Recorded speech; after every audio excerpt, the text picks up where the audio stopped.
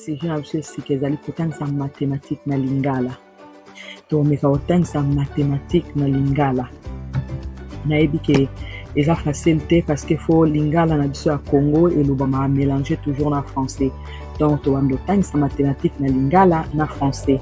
Donc yango wana. Alors leçon na ngai ya lelo eza leçon numéro 1. Titre nango ezali Introduction to Numbers.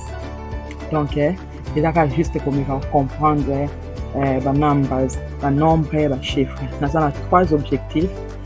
Learning objective, so numéro 1 ezali be able to understand numbers. Donc komeka comprendre ba chiffres, ba nombre. Ba chiffres eza tout ce qui est de 0 à 9, et puis ba nombre 10, 11, 12 matin. Deuxième objectif ezali to be able to understand the comparison symbols. Donc to comparer, to komeka comprendre ba symbole oyo ya comparer ba nombre, to komeka expliquer yango quoi. Et puis troisième objectif eza to be able to compare numbers. Donc to komeka comparer ba chiffres ba nombre. 3 objectifs et puis ça va. Ils ont juste les mots à me pousser moins de 20 minutes. Je pense que tu peux comprendre. Alors, objectif numéro 1, yangoyo, tu peux comprendre le nombre. Je pense que bisognon, société qui a chiffre nombre, ba tunyo oyebi yango, mbala moto ba 8 oyebi, so yebi so loba, ba nombre ba chiffre oyebi to ke na mbala moko 1 2 3 4. Donc to matiti na ba million. Donc oyo bien sûr ils ont nombre mais ils ont partie moko kaka. Il y a ba numbers, il y a ba nombre ils ont partie moko et ba bengango positive numbers. Donc et comme maka, ils ont par exemple au comme 10 ou bien comme plus 10. Donc il y a un comme so moni chiffre nyonso be nombre nyonso ezangi signe liboso yeba ke nombre les a positif. Soit au comme 5, soit au comme plus 5, soit au comme 2, soit plus 2. Ils ont ndenge moko. Alors, to bossa naka mingi keza na parti mususu pe o babengaka negative numbers. To bossa naka wana ezali ba o ezasko na ba négatif. Ba moins 10, moins million, moins 500, moins 1000. Wana peza parti mususu. Donc, alors, pour ko illustrango, ezalo kwa nzete. Moni nzete na se donc oloni nzete amune eza na misisa nango. Donc misisa nango donc yango ba chiffre o eza na se to ba négatif yango wana ndeza na se amabele. Nde na l'axe na dessin na image na se amabele toza na -1 donc toza na -1, -2, -3, -4 ti na ba milliard ekenda. Alors au biso to monaka mingi eza difficile au mona 600 zete parce que ça obomba na 100 zete. Alors 0 chiffre 0 eza lokwa mabele place to miataka. Alors nzete place bandi et tombwami wana ndeza ba nombre positif, c'est-à-dire 1 2 3 4 na ba milliards ba billions wana nde otomonaka. Alors il faut te parce que na C à 0 et zappé na ba nombre mususu ba leki à 0 nde to mona ba -1 -2 yango wana nde oyo tozo benga negative numbers. O esko 0 mata yango wana nde za positive numbers. Donc so ba tuni pona nombre photo yeba ki za deux parties. Donc ekabwani na 0 nde za na katikati nango tozalo kwa to illustra na o to bengi number line. Number line eza yango yo donc 0 za na katikati na droite na biso eza ba positive numbers et na gauche na biso eza ba negative numbers. 0 soit za na katikati 0 yaza na neutre aza ni positif ni négatif. Alors à partir à 0 obandi okende na droite soko tani na ligne na ngande ezali ya number line nyonso plus au que vers la droite plus ezo croître, c'est-à-dire plus ezo bakisa mezo kola. Tu as 1, plus tu pousses vers la droite, tu comme na 2, plus tu pousses tu comme na 3, tu comme na 4, tu comme na 5, ti na ba milliard. Alors on a C à 0, bah les qui à 0, les a ba -1, -2, -3, ti tout qui na ba milliard. Donc ils a infini quoi. Ils a bon. Alors il faut que ba nombre nyonso eza na gauche ya 0, bah za ba les qui à 0. O nyonso eza na droite à 0, bah za ba yaya à 0. donc neti soki batuni yo par exemple babi entre -1 na 0 nani mokolo, donc il faut yeba ke 0 aza yaya ya -1. donc yango wana toyelisa na number line eza lokwa napesi bino par exemple exercice oyo boomona yango awa na rose nalobi sort into negative or positive numbers.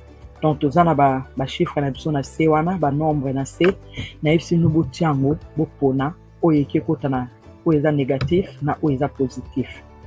Je pense que eza facile so otali number line otali oyo eza négatif mbala moko na miso omoni eza nyonso eza na basigne moins -5 -50 -4 -40.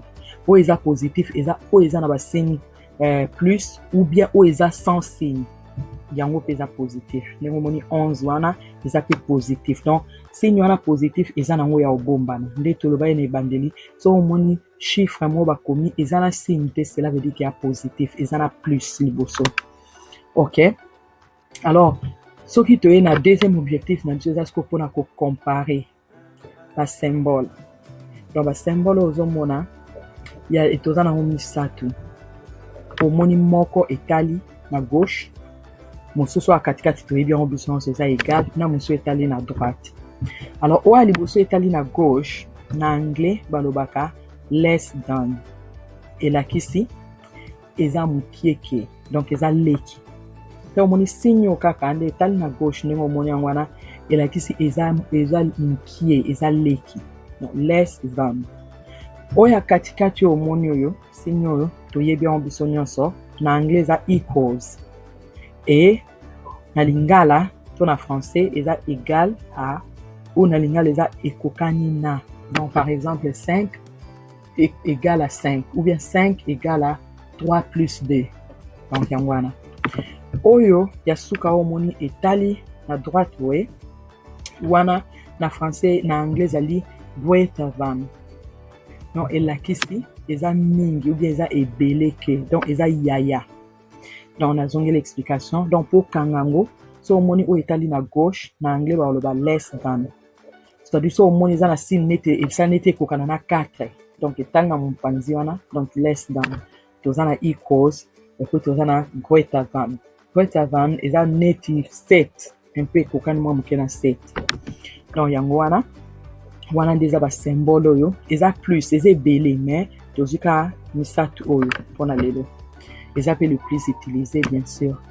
alors soki napesi bino nalobi tosala exercice ya liboso tocompare sikoyo banumbers bachiffre oyo banombre positif eza facile kocompare.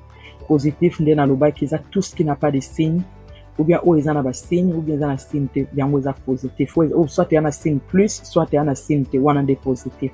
soki napesi bino nalobi tocompare tomi kosala numéro 1 et puis na otikela bino le reste bomi kosala eza facile biso nyonso toyebi. 5 so olobi ocompare na 4 olobaki 5 aza yaya 4 aza mingi ke 4 d'où okoutilize symbole nini okoutilize symbole greater than. 5 is greater than 4 yango nde okoutilize le reste wana je pense que ya facile mpona ba oyo eza entre brackets donc entre parenthèses disons okotravaille nano yango oyo eza na kati après nde ocompare. ok na otikela bino 5 secondes bomi kosala yango bisika bofandi soki boza na bapapier na bastylo botravaille après 5 secondes na oya na réponse. off we go. ok numéro 2 signe nini tokotia bomi koloba yango na anglais parce que na baklasse tokoloba yango na anglais soki eza less than equals ou bien greater than. donc numéro 2 ezali 8 is greater than 1. numéro 3 1 is less than 20.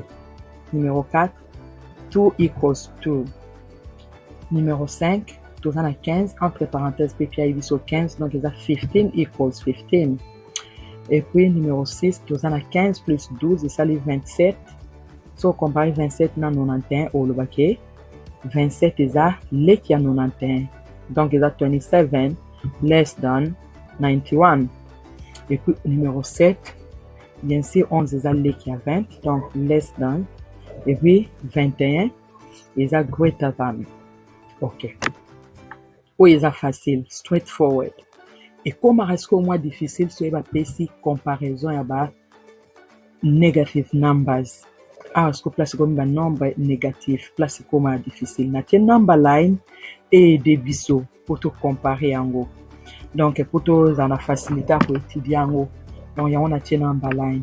Soki ba pesi bino par exemple oyo exercice mibale oyo na tie pe box oyo na vert juste pour rappeler biso signe oyo eza greater than po etali na gauche eza less than et puis wana ezali equals juste pour rappeler biso pour tout ça l'exercice. Alors tango etokoma na négatif wana toza na C à 0 complètement na C à 0. C'est pour ça que nombre eza na C à 0 pour comparer yango place ezaka un peu difficile mais un peu compliqué. Na sens ni net ba pesi au moins 4 na moins 2 ba le comparer. Yo na mutuno au mona ka OK 4 c'est que 4 eza nini non. Il faut koyeba ke plus nombre ezokende négatif nombre eke na ko croître na ko bakisama na ko ya munene ezokoma leki ya ba o eza mukie. Na sens nini tala 0 place ezali après 0 au mona tant que vers la gauche. Après 0, au moins ils ont moins 1, moins 2, moins 3, moins 4, moins 5. Faut que plus nombre qui ne okoma et s'éloigner na 0, ils ont que nous sika na 0, ils ont que ne peut okoma leki. Donc plus ces ont que des ont mateleki 0, ils ont que vers la droite, ils ont que kola. Voilà. Dans le sens que moins 7, azaleki à moins 6, moins 6 aleki à moins 5, moins 5 aleki à moins 4, moins 4 aleki à moins 3, moins 3 azali qui a moins 2, moins 2 azali qui a moins 1, moins 1 azali qui a 0. Bongo. Alors, bah, puis nous moins 4 et moins 2. Yo moni rocha signe. Est-ce que rocha greater than, less than ou bien equals? Is that less than? So, all bas. Minus 4 is less than minus 2. Ah, est-ce que tu as moins 5, moins 12? Vite fait. Is that que moins 5 azali ya moins 12. Donc, minus 5 is greater than minus 12. Alors, on a fait cet exercice au 5 secondes après que vous la réponse. Vous avez la number line pour se référer en haut. Ok, numéro 1. Minus 5, compare minus 5 and minus 4. Si nous avons 4 symboles, nous avons 4 entre moins 5 et moins 4. Nani amukulu. Donc, le bas, minus 5 is less than minus 4. Numéro 2, minus 8 and 0. So, minus 8 is less than 0. And numéro 3, minus 1 and minus 100. Donc, le bas, minus 1 is greater than minus 100. Donc, moins 1, et ça, mukolo ya moins 100. Ok. Alors, et comme la résolution est un peu compliquée, difficulté mais un peu compliquée, ce qui se mélangé négatif na positif, c'est-à-dire par negative numbers na positive numbers, ce qui est mélangé et il y a quelque chose de compliqué. Mais tu as toujours number line pour aider sur la compréhension. Na rechape toujours rappel place wana, il y a un symbole, ce qui est un symbole qui est greater than, ton neneke, less than, leki, et puis equals. Bakokani dans le sens wana. Alors, on a copié cet exemple à liboso 1 na moins 4. C'est va vous comparer. T'as la number line, t'as déjà que 1 a déjà positif. Nombre nyon soit déjà positif, et ça déjà ya o nyon soit négatif. Faut y bango. Alors, 1 bien sûr est greater than 4. Alors, on peut essayer l'exercice yo, dès na autre 5 secondes après on a pied la réponse. Voilà. Off we go. Ok. Entre 5 na moins 4, et dans le bas qui nyon soit positif, et ça déjà ya. Il y a nyon soit négatif. Donc, on a même sans réfléchir directement, il dit que 5 is greater than minus 4. Et puis, dans le bas, il dit que nyon soit négatif, et ça leki. So, that means minus 8 is less than 1. Numéro 3.